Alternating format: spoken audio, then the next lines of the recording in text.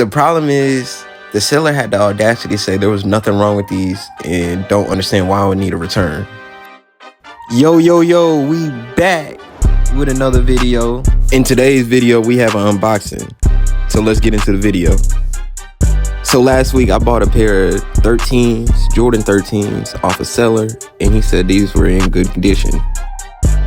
Like always, I check the pictures, I check the description, I check more pictures, I check the description more just to make sure, I'm not buying nothing wrong.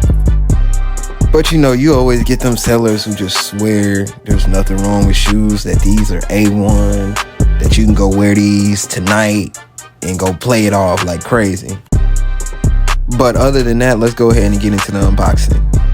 These are the Jordan 13 cap and gowns. So when I saw the listing, I was all like, okay, this is what I'm gonna do. I'm gonna go ahead and get the laces redid. The patent and leather probably don't need that much help, which I seen in the pictures. But then when I got it, it had all these wrinkles. It had scratches on the patent leather. It needed re-gluing. And Buddy was still in denial. And all the stuff I'm talking about is only on one shoe. I haven't even got to the second shoe yet. Oh my God! Wow! And you don't know how much in shock I was that somebody actually sent me this. Like, I'm like, is this even the right size? Like, it can't be the right shoe.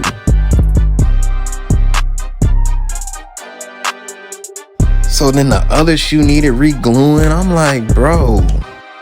And the worst part about it is I paid $100 for these. $100 for these? Like, come on. Hey, Slice, where you at? So I'm like, yeah, these are definitely getting sent back. I'm not going to go back and forth with this seller. If you want to do something, I'm just going to contact PayPal.